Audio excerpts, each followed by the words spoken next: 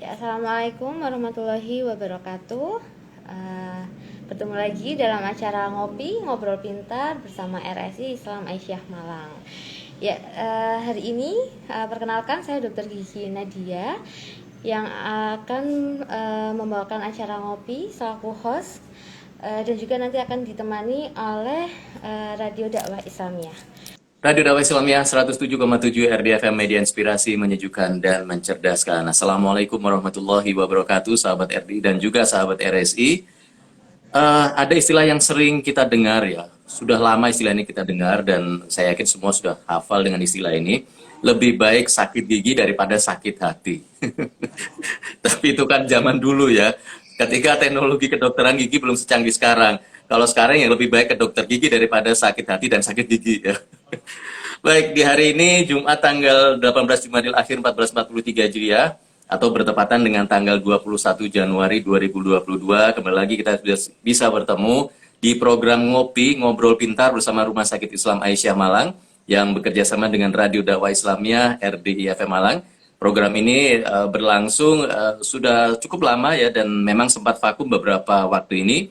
Dan alhamdulillah di kesempatan pagi hari ini kita bisa bertemu kembali, kita bisa bersama-sama mendapatkan banyak ilmu, terutama dari dokter-dokter spesialis dari Rumah Sakit Islam Aisyah Malang. Dan acara ini selain bisa ditonton secara langsung pada saat sekarang ini lewat Instagram ya, atau live Instagram, sahabat RI dan juga sahabat RSI juga bisa mendengarkan siaran ulangnya atau siaran tundanya pada hari Selasa tanggal 20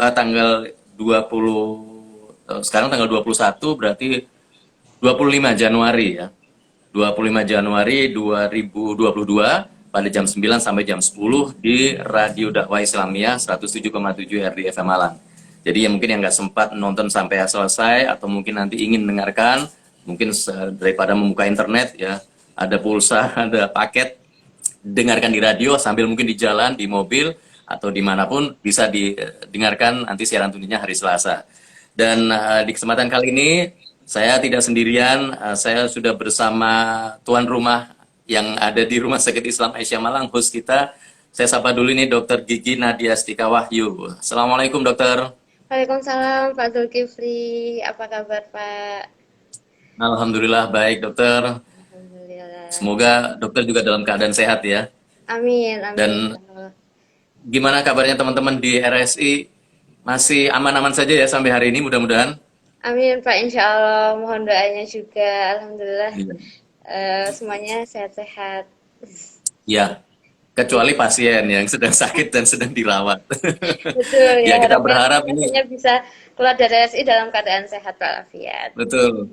Dan itu memang tujuan dari keberadaan rumah sakit adalah untuk menyembuhkan mereka yang sedang sakit ya.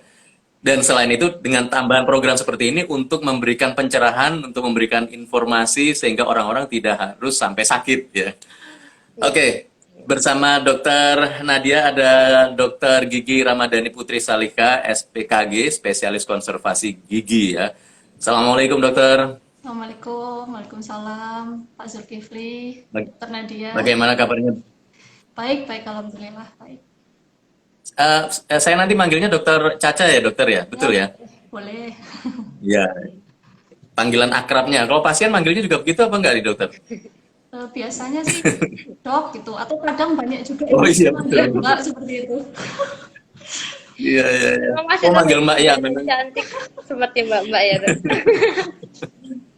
Ya. Amin.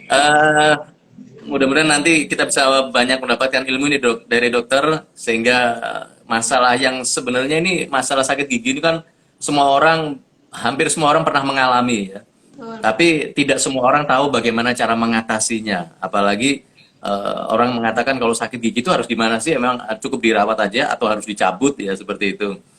Dan ya saya ingatkan buat sahabat RSI dan juga sahabat RDI yang sekarang sedang menyaksikan lewat Instagram, jangan lupa untuk follow ya, follow RSI Aisyah Malang. Yang belum follow silahkan untuk di follow RSI Aisyah Malang, dan begitu juga yang sudah follow RSI Aisyah Malang jangan lupa untuk di follow Instagram RDI FM Malang ya, silahkan dicari di Instagram ada RDI FM Malang. Kemudian nanti yang ingin bertanya, ingin berkonsultasi bisa langsung tuliskan di kolom komentar di kolom chatnya, pertanyaannya ditulis di sana. Kemudian juga nanti buat yang sedang menyaksikan mungkin tidak di Malang atau mungkin di luar kota Malang juga bisa ditulis sedang menyaksikan dari kota mana atau dari bahkan mungkin dari negara mana ya. Baik, tema kita memang cukup menarik ini. Sakit gigi harus dirawat atau dicabut. Dan karena saya tidak sendirian, karena sebenarnya ini tuan rumahnya adalah Rumah Sakit Islam Aisyah Malang. Jadi saya serahkan langsung kepada host kita, Dr. Gigi Nadia Stika Wahyu. Silakan Dr. Ya, Nadia.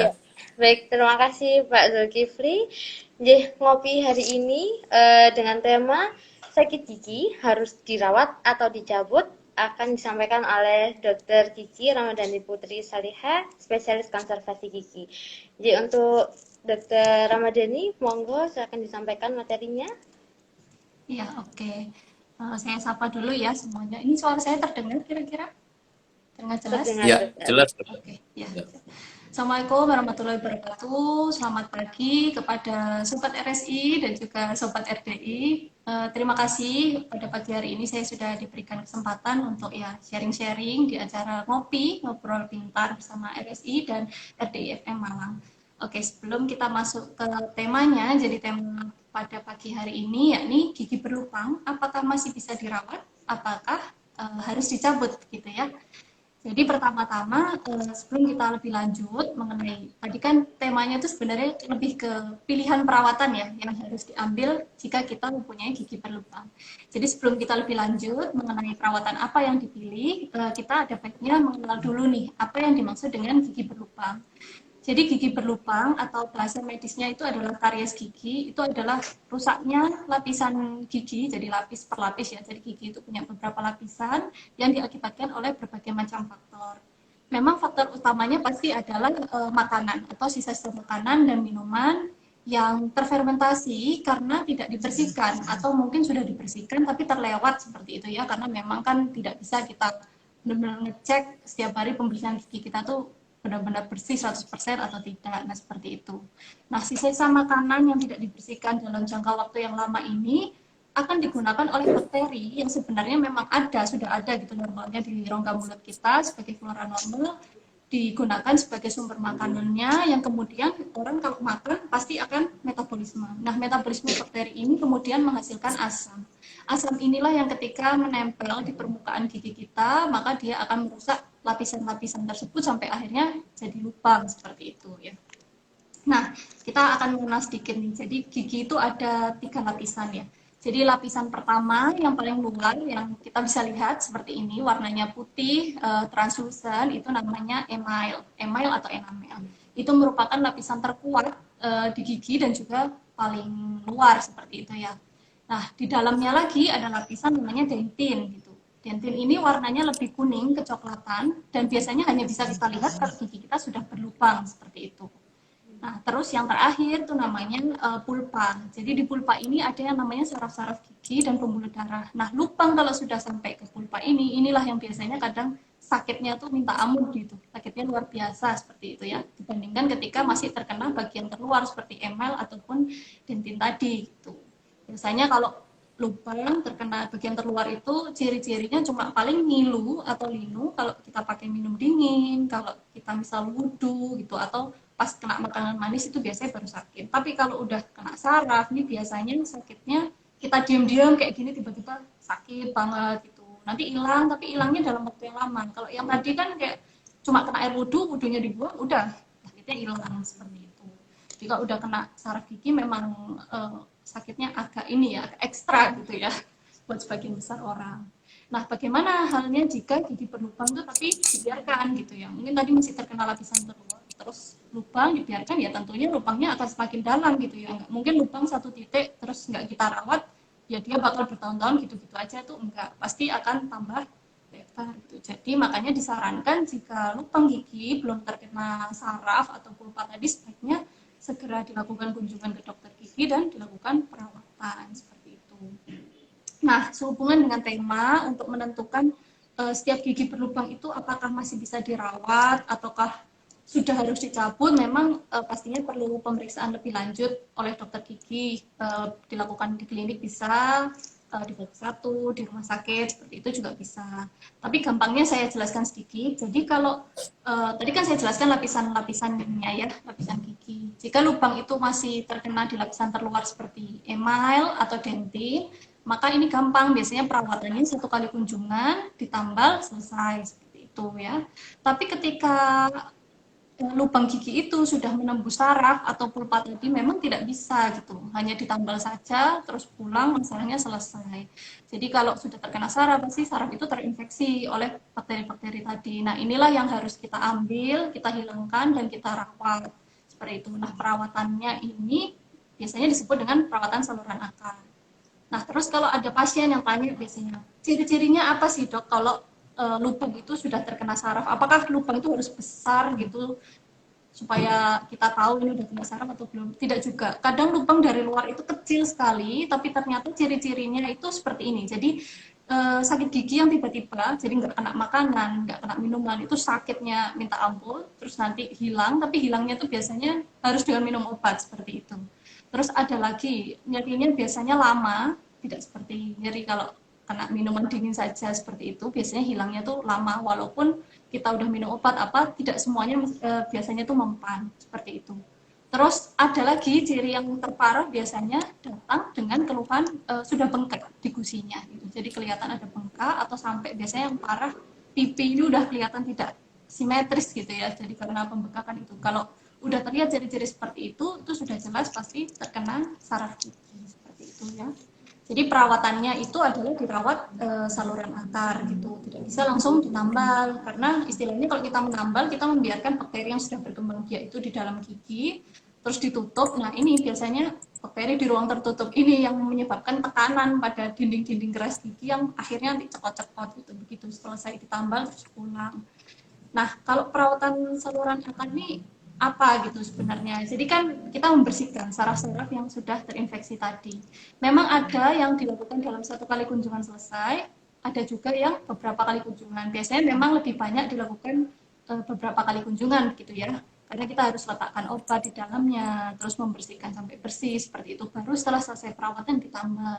Nah, untuk yang perawatan 1 kali kunjungan, biasanya seringnya dilakukan jika terkena gigi-gigi dengan akar tunggal, seperti gigi seri yang ada di depan ini, sampai gigi taring itu biasanya akarnya tunggal. Itu biasanya bisa 1 kali kunjungan saja, setelah itu ditambal, di kunjungan berikutnya selesai. Tapi untuk gigi-gigi seperti geraham, yang ada di belakang ini, ya, itu biasanya sulit untuk dilakukan 1 kali kunjungan, gitu ya. Jadi karena faktor-faktor penyulit seperti itu, yang biasanya pasien harus datang beberapa kali, gitu. Memang kadang ya, dok kok lama gitu nggak selesai-selesai, cuma ya itu memang apa ya proses gitu yang harus dijalani untuk suatu perawatan ini gitu. Nah tentunya kalau merujuk pada pertanyaan di awal tadi, apakah gigi berlubang harus dirawat atau harus dicabut gitu, memang ada beberapa kondisi di mana gigi itu sudah tidak bisa dirawat lagi ya, walaupun sebegitu sayangnya kita sama gigi kita. Kadang pasien tuh ada datang yang dok ini jangan dong dok sampai dicabut gitu, kalau bisa dirawat aja gimana gitu. Tapi memang tidak semua gigi gitu ya bisa dirawat itu. Nah contoh-contohnya gigi yang nggak bisa dirawat itu seperti apa? Jadi gigi yang patah secara vertikal. Patah secara vertikal tuh misal ini gigi ya, ini akar gitu, ini mahkotanya. Jadi gigi patah mungkin karena trauma kecelakaan atau apa, patah sampai bagian akarnya. Nah itu sudah tidak bisa biasanya dirawat seperti itu. Terus kemudian gigi-gigi yang berlubang dan lubang itu besar sekali sampai mahkotanya entah hampir habis atau memang benar-benar habis rata sama gusi tinggal akarnya. Nah itu tidak bisa. Kenapa tidak bisa? Karena balik lagi ketujuan perawatan saluran akar adalah mengembalikan fungsi gigi kita ke fungsinya yang semula, yakni untuk pengunyahan. Nah kalau gigi itu tidak bisa ditambal, tidak bisa dimahkota, tapi kita hanya rawat saluran akarnya saja, ya buat apa gitu kan? Tidak bisa dikembalikan ke fungsinya. Nah biasanya gigi-gigi seperti itu yang butuh untuk dicabut seperti itu. Selain itu juga biasanya gigi-gigi paling belakang nih. Gigi paling belakang biasanya pembukaan mulut kita berkurang ya. Jadi seperti gigi bungsu. Biasanya kalau dengar gigi bungsu yang sering bikin bengkak itu beberapa orang memang kadang minta dirawat karena takut mungkin ya cabut atau operasi seperti itu. Nah, selama gigi itu masih bisa dijangkau dengan mudah oleh dokter gigi atau dengan alat gitu ya, seperti pembukaan mulutnya cukup, seperti itu biasanya bisa masih yang dirawat. Tapi kalau gigi itu sudah miring, terus menghadap ke pipi, bukaan mulutnya kecil, itu biasanya memang kita sarankan untuk dicabut saja gitu. Toh itu gigi yang paling belakang. Biasanya memang di manusia-manusia zaman sekarang nih, itu gigi geraham yang ketiga itu biasanya memang sudah tidak dibutuhkan. Jadi rahang manusia semakin kecil atau face tengkoraknya ini semakin kecil, tapi jumlah giginya tetap gitu. Jadi makanya dia biasanya juga tumbuh miring. Begitu sih. Berarti dokter sebisa mungkin gigi itu memang harus dipertahankan gitu. Ya, selama masih bisa dipertahankan, memang lebih baik kita pertahankan gitu giginya. Jangan langsung ke pilihan perawatan pencabutan seperti itu. Gitu. Jadi kalau boleh tahu dokter, memang apakah ada efek untuk pencabutan gigi itu sendiri dokter? Jadi memang saya sering nih ya, kadang-kadang ada pasien datang sakit gigi, lubang gigi, terus sudah saya jelaskan, oh ini masih bisa dirawat, anatomisnya masih bagus, gini. Terus pasiennya biasanya bingung, mungkin karena pertama ya ke dokter gigi, loh dok ini nggak langsung dicabut dok gitu, cuma dikasih obat gitu. Nah terus saya biasanya bilang, bapak ibu ini giginya masih bagus gitu, memang sudah lubang ya sudah sampai saraf gitu, cuman sangat eman sekali gitu kalau dicabut gitu. Biasanya sih saya bilangnya kayak gitu karena gigi kalau tidak ada indikasi untuk dicabut dan masih bisa dirawat, itu memang ada efeknya ya. Beberapa efeknya itu kalau misal gigi itu dicabut, terus kanan kirinya masih ada gigi, biasanya seiring dengan berjalannya waktu, gigi-gigi sebelahnya nih bergerak, akan mengisi kebagian yang dicabut tadi. Jadi giginya jadi miring gini. Sering juga pasien datang kayak, dok ini dulu gigi saya tegak, nggak kenapa-kenapa, tapi sejak dicabut terus miring-miring gini, akhirnya space-nya mau ketutup. Nah biasanya di celah sini yang biasanya numpuk makanan gitu. Atau gigi atas, bawahnya ini udah dicabut, tadinya kan begini ya, terus karena nggak ada, nah ini giginya kayak terlihat modot gitu, mau turun-turun. Nah itu memang gigi itu bergerak gitu kalau nggak ada gigi lawannya, jadi kayak ya memang nantinya secara estetik juga kurang bagus. Cuma ya kita kembali lagi, ketika gigi itu memang ternyata sudah tinggal sisa akar dan tidak bisa dirawat, ya memang pilihan perawatannya pencabutan. Makanya disarankan biasanya setelah pencabutan ditawarkan, ini apa nggak segera dibuatkan gigi tiruan atau gigi jembatan seperti itu untuk mencegah efek-efek tadi. Begitu dokter. Gitu, baik. Kemudian untuk upaya yang bisa dilakukan dokter dari rumah untuk meminimalisir terjadinya gigi berlubang apa dokter? Oh ya, pasti tentunya ada ya. Jadi yang pertama kita kembali lagi tadi penyebab utamanya itu kan pasti konsumsi makanan ya. Makanan itu yang spesifik adalah makanan yang mengandung gula atau yang mengandung karbohidrat. Jadi itulah yang kemudian nantinya akan dimanfaatkan oleh bakteri itu. Jadi spesifik makanan berkarbohidrat itu. Jadi kalau dipecah menjadi gula.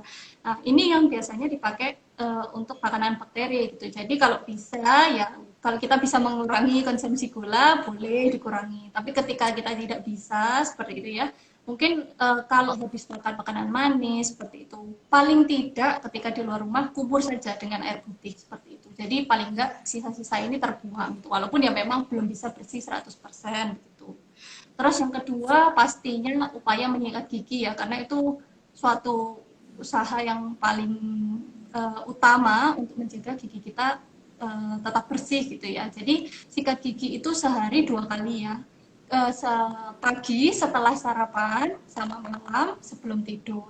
Jadi bukan saat kita mandi ya. Biasanya orang zaman dulu mandi gosok gigi gitu ya. Nah padahal habis mandi masih sarapan. Nah itu sebenarnya kan kalau di kedokteran gigi itu keliru gitu. Kecuali kita sarapan dulu baru mandi lah. Itu nggak apa-apa sekalian sikat gigi. Sama malam sebelum tidur, benar-benar dipastikan kalau udah mau tidur aja baru sikat gigi. Kalau belum tidur terus nanti masih mau ngemil atau nonton atau apa ya nggak apa-apa, nggak usah sikat gigi dulu, nanti aja gitu. Jangan terus udah sikat gigi masih mau mampir ini mampir itu. Nah itu biasanya terus males lah, malamnya langsung pakai tidur. Nah, itu malam itu biasanya kan ada jeda waktu, itu bisa dipakai bakteri untuk apa namanya menggunakan sisa-sisa makanan itu untuk bermetabolisme, terus asamnya itu yang kemudian merusak gigi. Oh iya, terus saya mungkin mau contohkan ya cara sikat gigi yang benar. Nah jadi ini saya tadi bawa model gigi, bisa dilihat ya. Ini ada model. Wah, besar sekali giginya dok. Ini jadi saya mungkin mau tunjukkan sedikit cara menyikat gigi yang benar. Jadi untuk sikatnya bisa dipilih, terserah sikat seperti apa. Nah, untuk gerakannya nih biasanya yang beberapa orang masih salah gitu. Jadi kalau zaman dulu menyikat gini bukan gini ya, ke kanan kiri. Itu sebenarnya Hmm. kurang tepat ya, tidak tepat gitu. Jadi sikat gigi yang benar adalah dari atas ke bawah seperti ini, dari gusi atau dari merah ke putih ya, dari gusi ke gigi. Sama, yang bawah juga gitu, dari atas ke bawah mengikuti arah tumbuhnya gigi seperti itu. Ke kanan kirinya juga.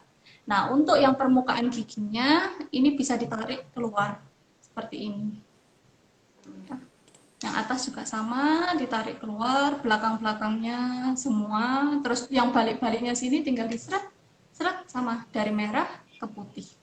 Terakhir, jangan lupa lidah. Lidah juga perlu disikat supaya menghilangkan sisa-sisa makanan yang menempel di lidah. Sama biasanya kalau kita menyikat lidah juga efeknya lebih ke menghilangkan bau mulut juga. Karena biasanya di situ ada sisa-sisa makanan yang menempel. Nah, untuk selanjutnya juga, nah ini yang saya lihat di Indonesia ini masih jarang sekali, ya ini membersihkan gigi dengan menggunakan dental floss. Dental floss itu adalah benang gigi, bukan bukan benang yang biasa kita pakai untuk jahit di rumah oleh ibu-ibu, itu bukan ya. Jadi emang ada bahannya sendiri, ada ukurannya. Itu yang biasanya kita pakai setelah sikat gigi. Jadi kita masukkan ke selipan-selipan gigi gini untuk menghilangkan sisa-sisa makanan yang masih menempel. Memang itu jarang sekali dilakukan oleh orang Indonesia seperti itu ya, masih sangat minim kesadarannya. Padahal dental floss sendiri juga untuk mahal, itu murah dan mungkin orang belum terbiasa aja. Dan kalau misalnya males pakai yang bentuknya hanya benang seperti itu, bisa pakai yang ada gagangnya, itu juga sudah ada. Nah, kalau dengan cara ditambah Hmm. floss itu udah terjamin pasti gigi itu bersih seperti itu. Sama mungkin terakhir ya bolehlah sesekali kita tambahkan kalau kita mau menggunakan obat kumur ya, itu juga boleh. Cuman saya tidak sarankan untuk dipakai setiap hari. Karena obat kumur itu beberapa yang beredar di pasaran memang mengandung alkohol seperti itu. Bukan masalah alkohol itu haram atau apa sebagainya, enggak ya, karena kan tidak diminum gitu ya. Tapi alkohol ini kan punya sifat gampang kering. Nah, sama kalau dipakai di rongga mulut, dia juga bisa bikin rongga mulut kita itu kering. Nah, apa sih efeknya kalau Oh. kering dan terlalu sering memakai obat kumur? Jadi nanti bakteri-bakteri baik yang ada di dalam rongga mulut kita yang seharusnya berperan sebagaimana mestinya ikut-ikut mati. Nah, pertanyaannya kalau bakteri mati bagus dong harusnya gitu. Sebenarnya tidak. Ketika bakteri itu mati, jadi kan di dalam rongga mulut nih yang hidup itu organismenya tidak hanya bakteri, tapi ada juga jamur. Ketika bakteri itu mati, maka jamurnya yang meningkat. Makanya kadang ada beberapa orang, dok, saya sering pakai obat kumur, kok mulut saya tetap bau, terus ini ada putih-putih seperti ini. Nah, itu jamur. Biasanya itu karena penggunaan obat kumur yang terlalu sering. Mungkin kalau mau memilih, dicari obat kumur yang tidak mengandung alkohol, yang lebih banyak bahan ekstrak alaminya, itu boleh dipakai sesekali seperti itu ya. Kalau pengen apa mulut lebih fresh mungkin kayak gitu, atau mungkin ada masalah di gusinya radang, biasanya memang kita sarankan kan sikatannya nggak bisa keras-keras tuh karena sakit, itu biasanya tambahkan obat kumur. Mungkin itu sih upaya-upaya yang untuk mencegah gigi berlubang gitu ya. Sama satu lagi, jangan lupa pergi ke dokter gigi minimal 6 bulan sekali, atau secepatnya begitu kita sadar ada keluhan seperti itu. Hmm. Ya, baik Dokter Nadia juga Dokter Caca, kita harus break dulu sejenak Siap. karena di radio kita harus dengarkan beberapa pesan-pesan yang hadir, dan buat sahabat RSI juga sahabat RDI yang sekarang sedang menyaksikan program ini di Instagram live dari RSI Aisyah Malang dan RDI FM Malang. Silakan, saat ini ada ini sekitar ada 40 orang lebih ini tadi ya yang bergabung, 43 nih. Silakan ditulis di kolom komentar ya. Jadi sahabat RD dan sahabat RSI sehari sikat gigi berapa kali? Nah, kita ingin tahu nih, lebih banyak yang berapa kali nih? Satu kali atau dua kali atau mungkin ada yang sampai 3 kali atau 2 hari sekali? Wah, ini parah kalau 2 hari sekali ya. Jadi silakan ditulis sekarang juga di kolom komentar ya, ditulis saja 1 kali sehari atau 2 kali sehari atau berapa, 3 kali sehari atau mungkin ada yang 5 kali sehari. Silakan dituliskan di kolom komentar, dan juga jangan lupa ada tombol di bawah itu, ada sebelahnya Dokter Caca itu ada tombol ya, like ya, jempol ya, atau hati, silakan ditekan sebanyak-banyak. Nah, seperti itu muncul semua tanda hatinya ya. Sambil ditulis jadi di kolom komentar berapa kali sahabat RDI dan sahabat RSI sikat gigi. Ya, 1 kali sehari, 2 kali sehari, mungkin bisa dijelaskan, mungkin 1 kali sehari pagi saja atau malam saja, kalau 2 kali pagi dan malam. Baik, kita akan break sejenak. Kalau yang di Instagram Live hanya beberapa detik, tapi yang di radio mungkin kita 1-2 menit. Setelah itu saya Zulkifli dan juga Dokter Nadia, juga Dokter Caca akan kembali lagi di program Ngopi Ngobrol Pintar bersama Rumah Sakit Islam Aisyah Malang. Jangan kemana-mana. Radio Dakwah Islamiyah 107,7 RDFM Malang, media inspirasi menyejukkan dan mencerdaskan. Kita masih berada di program Ngopi, Ngobrol Pintar bersama Rumah Sakit Islam Aisyah Malang, bekerja sama juga dengan Radio Dakwah Islamiyah 107,7 RDFM Malang. Jangan lupa ya, yang belum follow, silakan di follow akun RSI Aisyah Malang, supaya bisa mendapatkan informasi tentang kesehatan yang sangat banyak sekali disampaikan di situ, dan juga ada dakwah Islam di situ. Selain itu juga yang belum follow akun RDI FM Malang, silahkan di follow RDI FM Malang. Kemudian juga nanti akan mendapatkan informasi kegiatan, kajian-kajian yang ada di Radio Dakwah Islamiyah. Baik, kita akan lanjutkan lagi ngobrol kita. Sambil kita ngobrol, jangan lupa tulis di kolom komentar Anda sikat gigi sehari berapa kali? 1 kali, 2 kali, atau 3 kali, dan tuliskan 1 kali itu pagi, kalau 2 pagi atau malam, atau kalau 2 kali pagi dan malam, kalau 3 kali mungkin pagi, siang, malam, itu barangkali ya. Nah, kita akan lanjut kembali bersama Dr. Gigi Ramadhani Putri Salga yang hari ini membahas tema sakit gigi harus dirawat atau dicabut. Nah, saya kembalikan lagi kepada host kita, Dr. Gigi Nadia Stika Wahyu. Monggo, silakan Dr. Gigi Nadia. Baik, terima kasih Pak Zulkifli. Menyambung tadi dokter, untuk gigi berlubang. Apabila seorang pasien itu memiliki gigi yang berlubang, semakin cepat dia pergi ke dokter gigi, semakin cepat dia mendapatkan perawatan, maka lama perawatannya itu akan lebih singkat ya dok, betul begitu? Iya, betul. Betul sekali. Kemudian dokter, kadang pasien ini datang, minggu sebelumnya sudah dilakukan penambalan sementara. Kemudian pasien tidak kembali lagi dokter karena sudah merasa tidak ada gejala, oh sudah nggak sakit kok, sudah bisa dibuat kunyah gitu. Kira-kira apakah ada efek dok kalau pasien itu tidak menuntaskan perawatan sampai tambalan terakhir? Oke. Ya memang biasanya kadang beberapa pasien ada ya seperti itu. Jadi udah ditambal sementara padahal perawatan baru mau dimulai gitu. Terus nanti kalau sakitnya udah hilang biasanya nggak kembali. Sekarang sih kalau di tempat saya sih udah jarang ya kayak gitu. Pasti biasanya kembali walaupun ya telat-telat gitu. Kadang baliknya sampai tambalan sementara udah lepas kayak gitu. Ya memang namanya perawatan saluran akar seperti yang sudah saya jelaskan tadi, kunjungannya memang beberapa kali. Ada beberapa pasien yang memang kadang itu lebih ke bukan males datang tapi tidak sempat lagi datang gitu. Mungkin kalau seperti itu bisa disampaikan di awal gitu ya, dok saya ini bekerja gini, bisa nggak kalau perawatannya dipersingkat atau apa. Mungkin kalau dari awal sudah bilang seperti itu, mungkin nanti kita bisa usahakan gitu ya untuk perawatannya supaya tidak terlalu banyak kunjungan seperti itu. Tapi kalau memang normalnya biasanya memang beberapa kali kunjungan karena biasanya kita ganti-ganti obat dulu, apalagi di pasien yang memang sudah pernah ada riwayat bengkak. Itu biasanya nanti perawatannya mungkin sehari selesai gitu pembersihan sarafnya, tapi ternyata memang harus disuruh datang beberapa kali karena memang mau kita sterilkan dulu dalam giginya dengan dikasih obat-obatan itu. Nah itu memang kadang ditunggu seminggu, terus kontrol lagi seminggu sampai nanti akhirnya kempes dan tidak ada keluhan, baru nanti biasanya bisa kita tambal dan selesai. Itu memang ya memang itu merupakan suatu rangkaian perawatan yang harus dijalani begitu ya. Jadi ya daripada nanti kumat-kumat lagi, mending diselesaikan aja perawatannya seperti itu. Ya. Baik dokter. Ini sudah ada yang bergabung bertanya nih Dokter Nadia ya. Kita bisa mulai bacakan? Ya. Ini pertanyaan pertama ini ada pertanyaan begini, dokter, ketika gigi kita sakit, bolehkah berkumur dengan larutan garam? Apakah, kemudian pertanyaan kedua, apakah penyebab timbulnya kista pada gusi kita? Gusi. Oke, kalau gigi kita sakit boleh gak kumur sama larutan garam? Boleh aja. Itu karena kan bahan natural ya. Biasanya garam dicampur dengan air hangat itu biasanya cuma buat membersihkan sisa makanan, terus kemudian agak relief pain-nya gitu. Biasanya pasien tuh kayak gitu. Boleh aja gitu. Cuman memang yang utama memang tetap harus segera diperiksakan gitu ke dokter gigi. Terus apa penyebab munculnya kista pada gusi? Kalau pada gusi memang penyebabnya macam-macam. Biasanya kalau salah satunya kalau di wanita, biasanya wanita hamil itu memang ada kecenderungan untuk tumbuh kista di gusi. Itu biasanya karena hormonal juga. Itu juga harus diperiksakan apakah ini benar kista atau itu bengkak dari gigi yang ternyata bermasalah seperti itu. Ada juga yang memang karena iritasi kronis. Beberapa pasien karena penggunaan gigi palsu yang sayapnya itu tidak pas atau mengiritasi, tapi kayak sudahlah dibiarkan aja, nggak usah dibenerin.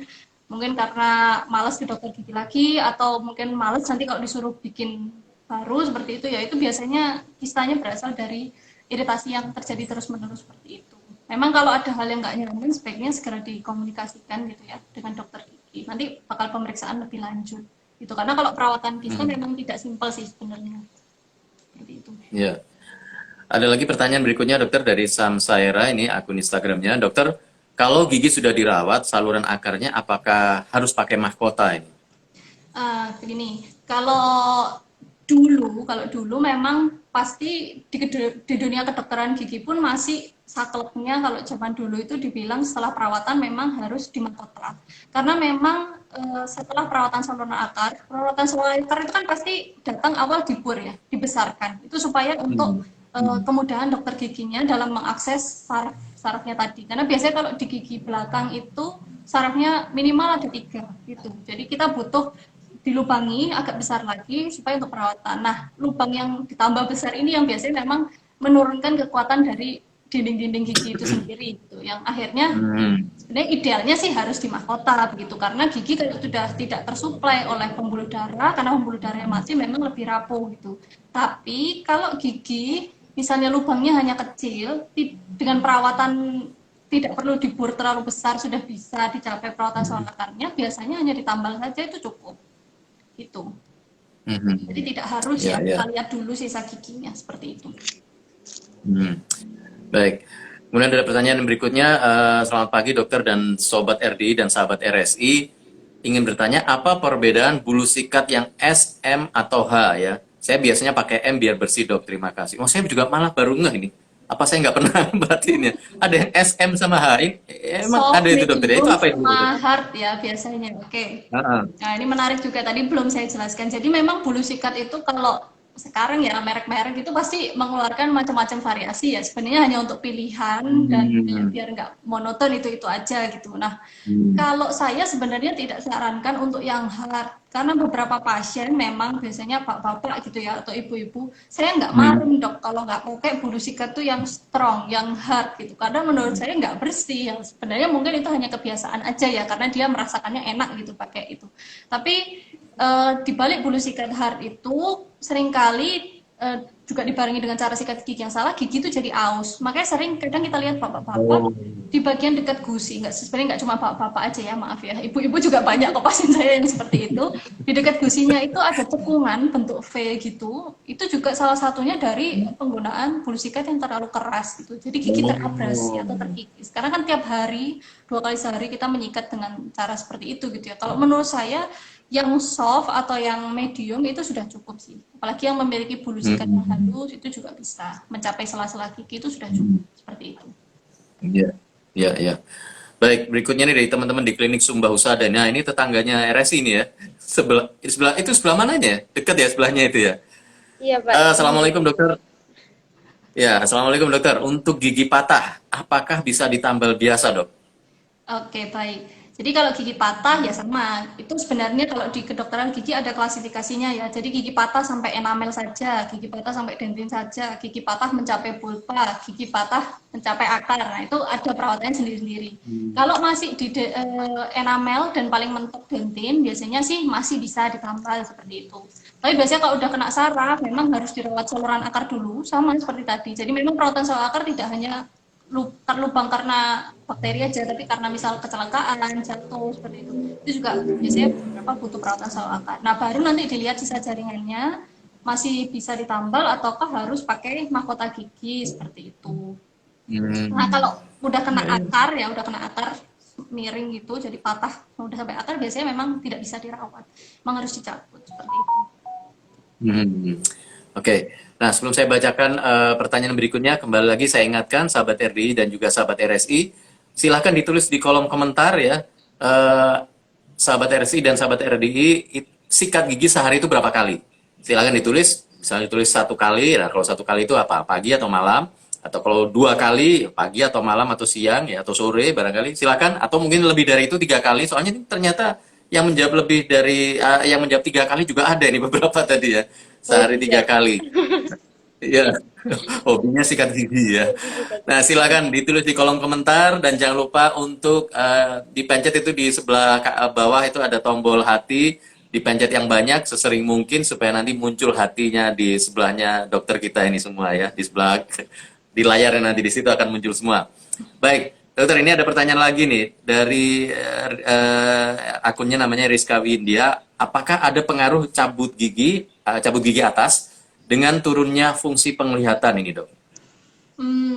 Sering sih ya mitos gitu orang datang, "Dok, saya kalau gigi atas nggak mau deh, Dok, sampai dicabut. Kalau bisa dipertahankan, saya ampun-ampun, soalnya saya takut ada tetangga saya yang habis cabut terus apa buta atau apa." Itu memang sebenarnya kalau di Hmm. kedokteran gigi itu sebenarnya cuma mitos ya. Saraf gigi itu tidak tidak ada hubungannya dengan mata.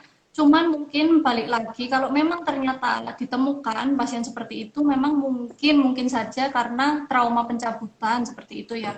Atau biasanya kan kalau cabut butuh anestesi, jarum anestesi biasanya kalau masuk memang terlalu dalam gitu mungkin bisa saja kena saraf-saraf yang lain atau apa yang menyebabkan mungkin penurunan fungsi penglihatan. Tapi sebenarnya tidak ada sih, tidak ada hubungannya. Sebenarnya insya Allah aman gitu, Hmm. pencabutan dalam atas. Itu sebenarnya Hmm. hanya mitos saja. Oke. Kemudian pertanyaan berikutnya ini hampir mungkin saya tidak tahu ini mitos juga apa tidak nih dokter ya. Jadi ini izin bertanya dokter, apa yang terjadi jika perawatan gigi atau tambal gigi bolong tidak tuntas karena sudah tidak sakit? Yang itu pertanyaan pertama dari Adela Rizky. Kemudian apakah benar jika bolong gigi itu penyebab penyakit jantung? Nah, ini saya juga pernah dengar ini. Apakah benar jika gigi yang berlubang itu penyebab penyakit jantung? Oke, apa yang terjadi jika perawatan tidak tuntas tadi ya? Tadi sudah saya jelaskan, memang kalau perawatan tidak tuntas itu nanti kebanyakan kambuh gitu sakitnya. Mungkin tidak sekarang, tidak bulan depan, tapi mungkin tahun depan nanti pas kondisi badan drop atau menurun. Apalagi kalau gigi itu belum tuntasnya tuh dalam keadaan terbuka gitu ya, mahkotanya lubangnya tadi tidak tertutup rapat, itu bisa jadi terinfeksi kembali. Bahkan mungkin awalnya cuma linu-linu biasa, ngilu-ngilu biasa, sekarang mungkin ditambah dengan buta, itu juga bisa seperti itu. Nah, kalau yang pertanyaan kedua tadi, apa tadi pertanyaannya? Gigi berlubang itu bisa menjadi penyebab penyakit jantung. Oh iya, jadi memang kalau di kedokteran gigi kita juga dijelaskan ya, jadi gigi itu sebenarnya holistik, efeknya bisa ke Hmm. mana-mana. Ada yang bisa tembus ke sinus gitu, terus ada yang memang Hmm. berhubungan dengan penyakit jantung, itu memang benar adanya, cuma memang jarang terjadi. Jadi kalau gigi infeksi, itu kan udah saya jelaskan tadi di pulpa, itu ada yang namanya saraf sama pembuluh darah. Nah, ketika sejelek-jeleknya bakteri ini terbawa melalui aliran darah, itu memang bisa sampai ke jantung, walaupun terjadinya ini sangat jarang sekali ya. Jadi bisa menimbulkan penyakit yang namanya endokarditis seperti itu. Makanya kadang saya juga dapat pasien, beberapa pasien yang mau operasi jantung atau dan sebagainya, itu pasti instruksi dari dokternya adalah sebelum operasi perawatan di gigi ini harus dituntaskan semua. Bahkan kalau yang perlu dicabut, dicabut, yang bisa dirawat, dirawat itu. Memang ada benarnya. Hmm. Pertanyaan berikutnya nih dari akun Karina Fedela ya.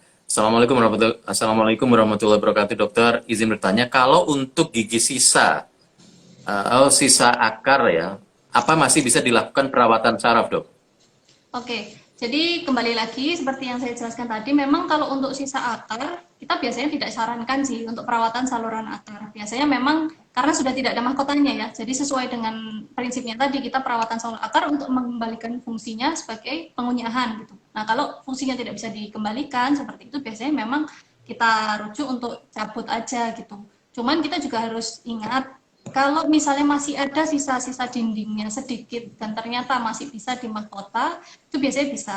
Sama ada satu kondisi khusus lagi, biasanya kena sisa akar yang tetap dirawat, itu biasanya mau bikin gigi palsu magnet. Jadi gigi yang sisa akar tadi dirawat sama akar, terus diberi tutup magnet gitu untuk melekatnya gigi palsu yang baru. Itu biasanya nanti bekerja sama lagi dengan dokter gigi spesialis prostodontia. Itu ada memang perawatan gigi apa di gigi yang sisa akar seperti itu.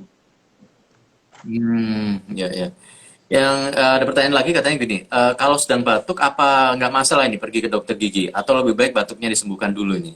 Oh iya, jadi ini mungkin tidak hanya berhubungan dengan sakit batuk aja ya, mungkin di era pandemi ini memang ya, saya tadi lupa jelaskan. Jadi di era pandemi ini memang kan, apalagi dulu awal-awal tahun 2020 ketika awal pandemi ini datang, orang pasti beranggapan sakit gigi ini bukanlah prioritas utama untuk pasien itu datang ke rumah sakit. Pasti lebih milih, Ya. ditunda dulu aja sampai kondisinya mereda atau bagaimana seperti sekarang ya.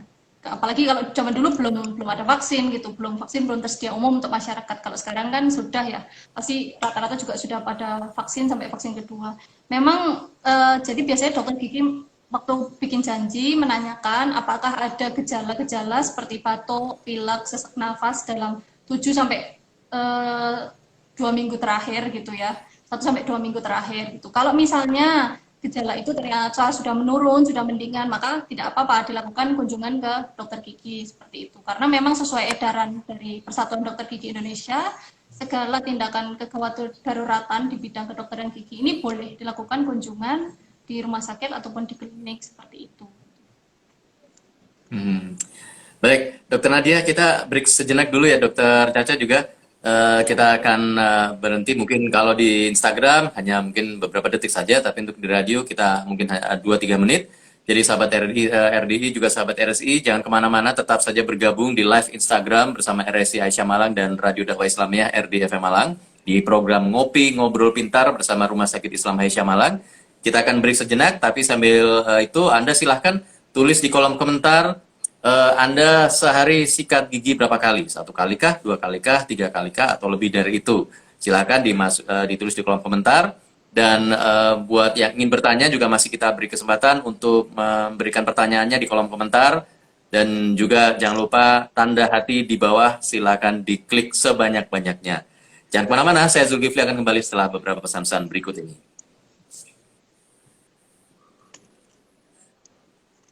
Radio Dakwah Islamiyah 107,7 RDFM Malang, media inspirasi, menyejukkan dan mencerdaskan. Kita masih terus berlanjut di program Ngopi, Ngobrol Pintar bersama Rumah Sakit Islam Aisyah Malang. Ada narasumber kita, Dr. Gigi Ramadhani Putri Salika, spesialis konservasi gigi, dan juga host kita, Dr. Gigi Nadia Stika Wahyu. Saya nggak enak dari tadi yang baca pertanyaan saya terus ini. Sungkan sama host yang punya acara ini. Monggo Iya, dokter, Pak. kalau mau dibaca mungkin Baik, bisa bergantian dokter ya. Biar tidak boleh. kelihatannya kok Iya, Pak. didominasi saya saja ini. Mumpung Iya, pertanyaannya lagi banyak ini. betul. Ini banyak sekali ya, Pak ya yang bertanya, antusiasmenya tinggi sekali nih mengenai gigi dan mulut. Ya, ada pertanyaan juga yang sudah masuk ke saya. Dokter, kenapa tambalan saya berubah warna ya? Apakah tambalan itu memiliki batas waktu dan apakah kalau berubah warna harus diganti? Oke, jadi soal tambalan berubah warna ya. Jadi memang tambalan berubah warna itu biasanya masalahnya ada dua. Jadi secara intrinsik dari bahan yang dipakai untuk menambal itu sendiri, sama yang kedua dari ekstrinsik. Jadi kalau intrinsik itu memang bahan di kedokteran gigi itu kan banyak sekali ya. Biasanya main merek dan main kualitas itu. Tergantung kalau kita pilihnya bahan ini, biasanya memang mungkin itu dari berdasarkan pengalaman itu lebih cepat berubah warna seperti itu. Terus kalau yang kedua, secara ekstrinsik yang bisa dijaga dari pasien sendiri, biasanya itu konsumsi makanan-makanan dan minuman yang biasanya mengandung zat warna yang ekstrim, biasanya ini memang bisa gitu merubah warna tambalan. Juga kebiasaan merokok, itu biasanya juga bisa. Sama kalau tambalan itu biasanya seiring dengan bertambahnya waktu karena pengunyahan, karena pemakaian, itu memang tepi-tepinya itu biasanya nanti gupil sedikit demi sedikit. Nah, celah-celah itulah yang kemudian merangkap gitu ya, sisa-sisa makanan yang sulit dibersihkan. Makanya biasanya tambalan kalau sudah beberapa tahun, terutama yang depan itu kelihatan kayak berpulau-pulau seperti itu. Nah, tambalan sendiri juga bisa menyerap makanan-makanan atau minuman yang banyak zat warnanya tadi seperti teh, kopi, seperti itu. Mungkin kalau tahu di gigi depannya banyak tambalan, mungkin bisalah dikurangi minum-minuman yang mengandung zat pewarna tadi gitu. Atau sering kalau habis konsumsi itu ya dibersihkan itu. Dan kalau misalnya mau diganti atau diperbarui ya silahkan gitu. Kalau misalnya mengganggu secara estetik biasanya khusus untuk tambalan gigi depan ya biasanya pasien pengen gitu mengganti kalau memang sudah berubah warna seperti itu. Oh iya tadi mau menambahkan di pertanyaan sebelumnya tadi belum lengkap. Nah kalau ada batuk ya memang kan biasanya ditanya ada riwayat atau enggak seperti itu. Dan kalau ternyata memang tidak ada riwayat seperti batuk, sesak nafas, pilek, ya nggak apa-apa, silakan datang ke dokter gigi. Tapi kalau ternyata dalam seminggu terakhir ada gejala seperti itu dan sekarang masih mungkin batuk dan pilek, mungkin bisa ditunda demi keamanan bersama. Sama biasanya kalau perawatan endo itu kan masukkan jarum-jarum kecil ya ke dalam gigi. Itu memang bahaya sekali sih kalau ada refleks batuknya gitu. Jadi mending ditunda dulu. Biasanya kita Oh kasih iya, betul. betul. Hmm. Ya, apalagi kalau namanya Iya batuk dok, kadang-kadang ini nggak bisa ditahan ya, gatal gitu ya. Refleks. Iya betul, Ini batuk ada refleks. pertanyaan, iya refleks. Dari akun Husnul2318. Assalamualaikum dokter. Waalaikumsalam. Kalau gigi geraham anak 9 tahun berlubang, apa perlu dicabut ya? Kemudian jika mahkota hampir tidak ada, jika dicabut apa nanti bisa tumbuh lagi? Kalau mahkota sudah tidak ada, pastinya ya tidak bisa tumbuh lagi seperti itu ya. Jadi kalau misalkan sudah rata dengan gusi, ya memang pilihan terakhir ya pasti dicabut seperti itu. Kalau misalnya ini Hmm. terjadi pada gigi susunya, bukan gigi dewasa, biasanya setelah dicabut nanti oleh dokter gigi spesialis anak biasanya dibuatkan space maintainer. Jadi supaya space yang habis dicabut tadi itu tidak menutup, tidak diberi gigi palsu, tidak, cuma biasanya adalah alatnya sendiri, bisa di Google space maintainer itu Hmm. untuk menjaga space supaya gigi dewasanya nanti kalau keluar masih ada tempat seperti itu. Tapi kalau ini sudah terjadi pada gigi dewasanya gitu, itu biasanya memang harus dirawat gitu. ya Hmm. baik. Baik. Ini ada pertanyaan dari Dokter Gigi Fani, dokter. Dokter tanya, apabila sudah dilakukan perawatan saluran akar sekitar 3 tahun yang lalu, kemudian sekarang sakit lagi, apakah perlu dilakukan perawatan lagi, dokter? Terima kasih. Oke, memang ada ya biasanya kalau sudah dirawat gitu terus masih kambuh lagi beberapa tahun kemudian ya memang boleh datang ke dokter gigi spesialis konservasi gigi untuk dicek apakah memang masalahnya dari situ lagi atau memang ternyata kemarin perawatannya kurang adekuat seperti itu jadi bisa untuk dirawat ulang seperti itu. Memang ada yang namanya perawatan retreatment atau perawatan saluran akar ulang. Hmm. Baik. Kemudian berikutnya dari pertanyaan dari Dwiana Widi. Assalamualaikum warahmatullahi wabarakatuh, dokter. Waalaikumsalam. Eh, izin bertanya, apa sih fungsi dari obat kumur itu?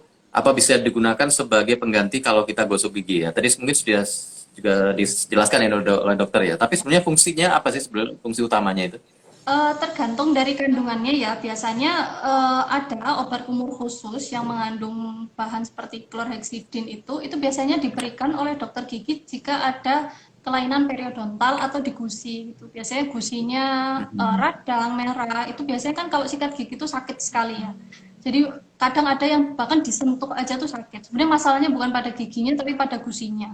Biasanya itu bermula dari penumpukan karang. Nah, itu memang biasanya kita resepkan khusus yakni obat kumur untuk supaya ya membantu membersihkan gitu ya. Memang kan di beberapa pasien tidak bisa dipaksa penggunaan sikat gigi karena ada yang kondisi sangat akut sekali seperti kondisi periodontal itu yang bikin sikat gigi ini jadi sakit sehingga harus dilewatkan gitu. Makanya diresepkan obat kumur. Dan ada juga yang memang ya dipakai sehari-hari nggak apa-apa. Biasanya beberapa orang yang butuh apa ya, butuh supaya pede gitu ya. Kalau ngomong mungkin sama klien biar lebih harum atau apa ya nggak apa-apa ditambahkan. Cuman mungkin kalau di masa corona gini kan kita ngobrol pakai masker terus ya biasanya nggak terlalu butuh dipakai setiap hari. Ya kalau pengen gitu untuk biar seger apa yang apa-apa sesekali aja seperti itu.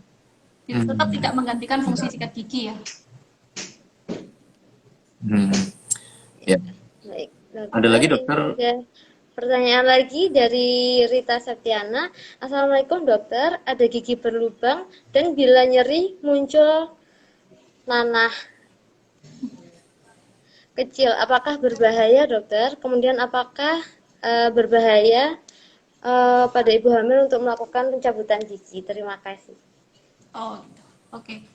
gigi berlubang terus muncul nanah ya. Ya biasanya ada di beberapa pasien saya tuh muncul nanah di gusi terus kayak ada pelentingan warna putih gitu. Itu namanya kalau di bahasa Hmm. medisnya itu fistul ya. Jadi kalau gigi sudah terinfeksi dari mulai dari email udah kena, dentin kena, saraf pulpa kena, itu biasanya terus berlanjut ke bawah sampai ke akar. Nah, di situ biasanya nanti dia hasil produknya si bakteri ini adalah nanah gitu. Dan nanah ini sifatnya selalu mencari jalan keluar kemanapun itu. Biasanya ke yang terdekat tuh ke samping ya. Karena kan nggak mungkin dia balik ke atas lagi gitu. Pasti ke gusi, menembus tulang. Nah itu biasanya kalau sudah ada di gusi itu biasanya dia sudah sampai menembus tulang ya memang perawatannya ya seperti tadi harus dirawat saluran akar. Nanti lama-lama sih.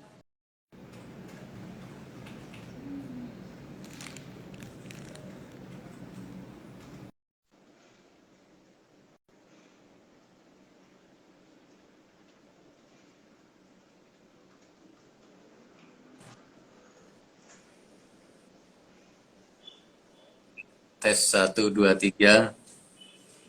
Nah, nggak apa-apa dok, ini sudah nggak masalah. Sudah nggak mantul ya Coba. Pak? Alhamdulillah. Nah, udah, ya. Yes. Ya, kita tunggu Bisa? dokter Coba, Caca. Bisa. dokter Caca udah nggak ada Sudah. masalah suaranya coba. Iya. Oh iya, udah sip. Amin ya dok. Bagus. Jadi, baik.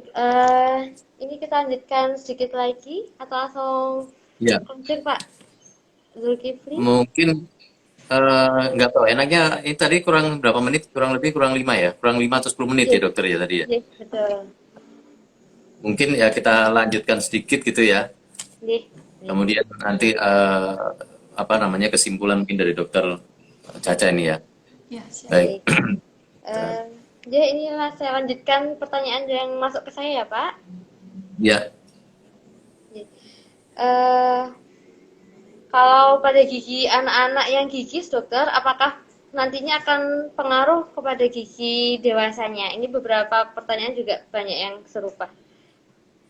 Oke, jadi kalau gigi anak yang gigis memang sebisa mungkin segera dirawat juga. Memang kalau nantinya ternyata gigi yang gigis itu ada yang nggak bisa ditambal dan terpaksa sudah terlambat gitu ya harus dicabut, ya memang mungkin butuh perawatan itu seperti itu.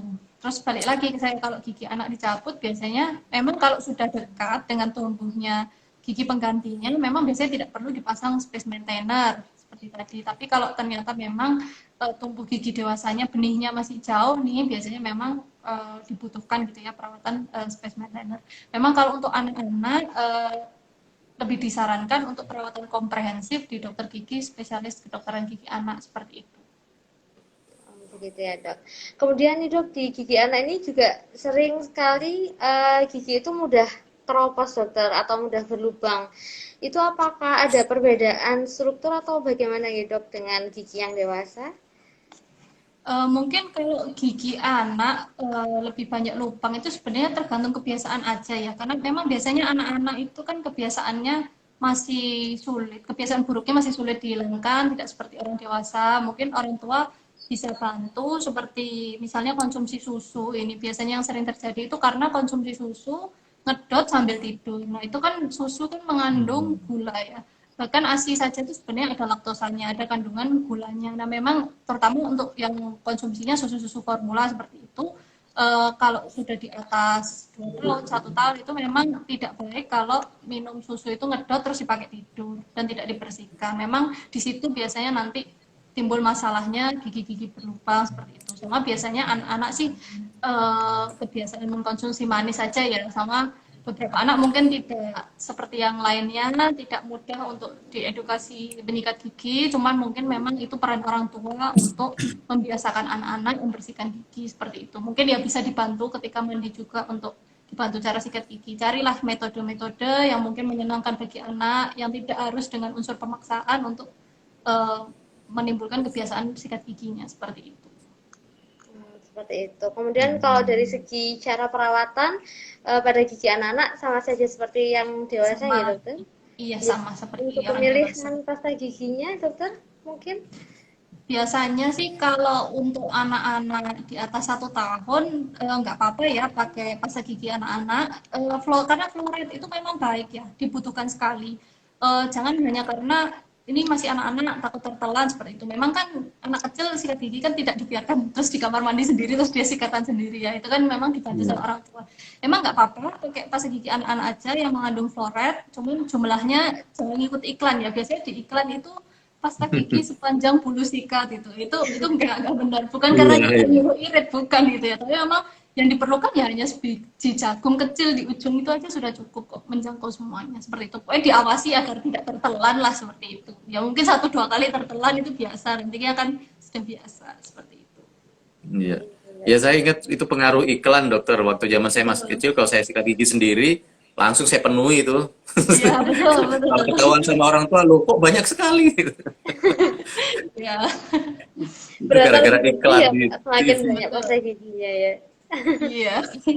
Padahal lebih Ya. banyak belum tentu lebih bagus gitu kan. Ya, ya, ya. Nah, dokter, kalau apa tadi kan untuk perawatan atau ke dokter gigi itu paling tidak 6 bulan sekali ya, dok ya. Nah, Betul. itu artinya dalam kondisi baik gigi bermasalah atau tidak bermasalah atau gimana, dok? Kalau memang 6 bulan sekali itu berlaku untuk kondisi normal ya. Jadi Oh orang-orang ya. yang tidak oral hygiene-nya itu baik seperti itu minimal 6 bulan itu sudah sangat cukup. Bahkan biasanya kalau yang oral hygiene-nya baik, kebiasaan untuk menjaga kebersihan gigi dan mulut itu baik, biasanya 6 bulan tuh aduh cuma ada karang-karang sedikit gitu. Nah, tapi kalau untuk orang-orang yang Hmm. memang sudah paham, saya ini rajin sikat giginya, tapi karang itu cepat sekali gitu dong. Ya ketika sudah dirasa memang membutuhkan pembersihan lebih lanjut, ya boleh datang. Atau ketika ada keluhan sedikit apapun, misalnya lagi ngaca, oh ada garis-garis hitamnya nih, atau oh ternyata ada lubang yang baru muncul. Lebih baik nggak usah tunggu 6 bulan, langsung datang aja nggak apa-apa. Gitu. Hmm. Lebih Ada cepat. saya pernah baca itu tips dokter, katanya kalau kita lagi sakit gigi sebelum mungkin waktu itu belum sempat ke dokter ya, itu ada Iya. katanya dipijit bagian mana gitu, kalau entah di sini atau di mana gitu, katanya bisa mengurangi rasa sakitnya. Atau itu memang benar begitu dokter? Apa itu yang mengurangi rasa sakitnya apa? Jadi dipijit ada di bagian titik tertentu lah, ketika misalnya Oh, geraham yang sakit, kemudian dipijit itu. Saya sendiri juga tidak tahu ya. Tapi apakah memang benar ada saraf-saraf yang memang terkait ke gigi itu supaya nanti ketika kondisi darurat ya sebelum ke dokter gigi bisa mengurangi rasa sakitnya itu. kalau dipijit sih saya baru dengar ya kalau ada sakit gigi terus dipijit bisa hilang. Ya mungkin saya mungkin nggak mempelajari kayak akupunktur atau apa ya mungkin Iya. ada ya untuk mengurangi sakit gigi mungkin ada tapi itu kan cuman mungkin untuk mengurangi gejala aja untuk Sementara mengurangi ya. nyerinya betul sama seperti kita ketika Hmm. udah tahu ada gigi lubang sakit terus minum obat Hmm. ya itu hilang sementara aja Ya, ya, ya. Hmm. Kalau kumur ini dokter, ada yang menggunakan kumur selain garam tadi apa jahe kalau saya tidak salah itu, perasan jahe atau apa? Sebenarnya fungsinya apa sih antara kumur itu dengan jahe ataupun dengan garam itu sebenarnya? Untuk yang sakit gigi yang berlubang itu. oh gitu. Kalau garam itu kan seperti bahan salin gitu ya, air salin atau air fisiologi seperti itu. Itu kan maksudnya hampir sama dengan kondisi tubuh kita. Biasanya kan kumur dengan itu Oh, supaya tidak ada efek negatifnya gitu aja sih. Memang biasanya kumur itu hanya untuk meredakan nyeri atau ya at least sebelum bisa ke dokter gigi di apa ya istilahnya orang cari comfort cari rileksnya dengan kumur itu tapi kalau memang hmm, utamanya ya pasti harus dirawat kalau memang sudah berlubang seperti hmm. itu. Ya, ya. Masalah utama yang harus diselesaikan ya. Iya betul. Ya, ya. Baik dokter, ini kayaknya waktu kita sudah mepet ini ya dokter Anadia.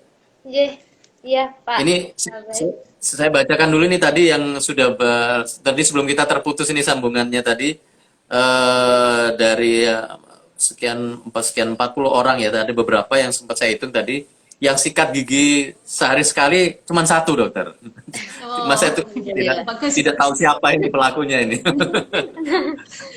Terus yang 3 kali ada dua, yang 2 kali ini cukup banyak ini ada hampir 20 orang ini yang Siap siap. menjawab 2 kali sehari ya. Kalau 3 kali sehari bagaimana nih dokter Caca? Memang beberapa orang pernah cerita ke saya nggak bisa dok kalau habis makan nggak sikat gigi, terutama di waktu siang saat saya Hmm, masih kerja seperti itu. Ya, tidak apa-apa, memang beberapa orang pengen menjaga kondisi mulutnya itu nggak ada rasa sisa makanan itu ya bagus aja seperti itu. hmm, Pokoknya cara sikatnya betul, pemilihan sikatnya betul, oke kok, seperti itu. ya, ya. Oke, sebelum saya closing mungkin dari Dokter Nadia sebagai host ini ada yang mau disampaikan juga nih dokter. Kalau dari saya sudah cukup sekian. Pokoknya jangan lupa untuk kontrol ke dokter gigi ya. Ada keluhan ataupun tidak ada keluhan, karena belum tentu dengan tidak ada keluhan itu gigi kita baik-baik saja gitu. Jadi, kalau dari kesimpulan dari dokter Caca mungkin Oke, atau jadi sehubungan dengan tema kita, gigi berlubang, apakah masih bisa dirawat ataukah harus dicabut? Jadi itu kembali lagi seperti yang saya bilang, dilihat dulu sampai di lapisan mana dia berada lubangnya. Kalau masih di permukaan, memang masih bisa dirawat, seperti ditambal ataupun perawatan salur akar. Namun memang ada beberapa kondisi yang membuat kita tidak bisa terus mempertahankan gigi ini, seperti gigi yang patah, patah vertikal, sisa akar, seperti itu. Untuk tetap dipertahankan tidak bisa. Jadi memang harus dikembalikan lagi pemeriksaan ke dokter gigi baru kita bisa tentukan perawatan akhirnya seperti apa.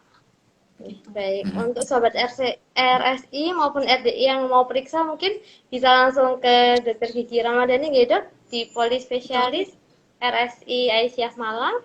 Untuk jadwal prakteknya hari Senin sampai Kamis jam 9 sampai jam 12, betul ya dokter? Betul. Terus untuk bulan depan ditambahkan hari Jumat ada jam 7 sampai jam 9. Oh begitu. Mulai Februari dokter ya. Betul. Jadi Senin sampai Jumat ada. Oke. Monggo mungkin Pak Zulkifli mau closing untuk RDI-nya. Ya, baik. Terima kasih banyak Dokter Gigi Ramadhani yang sudah memberikan ilmunya kepada kita, informasi yang sangat bermanfaat sekali, sehingga kita semua ini bisa semakin menjaga gigi kita dan tidak mengabaikan permasalahan yang terjadi pada gigi kita ya. Karena ya seperti yang tadi saya bilang di awal bahwa memang ada yang bilang lebih baik sakit gigi daripada sakit hati, menurut saya sih tidak ya. Lebih baik sehat giginya dan sehat hatinya juga ya. Amin. Iya. Baik, sahabat RI juga sahabat RSI, demikian tadi program Ngopi Ngobrol Pintar yang diselenggarakan atas kerjasama Rumah Sakit Islam Aisyah Malang dan Radio Dakwah Islamiyah 107,7 RDFM Malang. Bersama tadi narasumber kita Dr. Gigi Ramadhani Putri Salihah, spesialis konservasi gigi, dan juga host kita Dr. Gigi Nadia Stika Wahyu. Silakan buat Anda yang ingin memeriksakan gigi Anda datang ke RSI Aisyah Malang. Dan nanti jadwal prakteknya itu Senin sampai Kamis ya kalau bulan ini jam 9 sampai jam 12 ya dokter ya tadi ya. Kemudian untuk bulan depan ditambah hari Jumat jam 7 sampai jam 9 pagi. Baik, saya Zulkifli yang bertugas mengucapkan terima kasih banyak atas kebersamaan kita semuanya. Jangan lupa acara ini bisa didengarkan hari Selasa pada jam 9 sampai jam 10 pagi. Dan kita akan ketemu lagi di lain kesempatan. Terima kasih semuanya. Wassalamualaikum warahmatullahi wabarakatuh. Waalaikumsalam warahmatullahi wabarakatuh. Alhamdulillah luar biasa sekali dokter materinya. Matur nuwun untuk Pak Zulkifli sudah menemani saya pagi ini. Ngopi. Terima kasih dokter. Tadi sempat ada gangguan teknis. Sampai bertemu lagi di ngopi berikutnya. Mohon maaf apabila ada salah kata. Billahi taufiq wal hidayah. Wassalamualaikum warahmatullahi wabarakatuh. Waalaikumsalam warahmatullahi wabarakatuh. Terima kasih dokter. Sampai ketemu lagi. Assalamualaikum. Waalaikumsalam.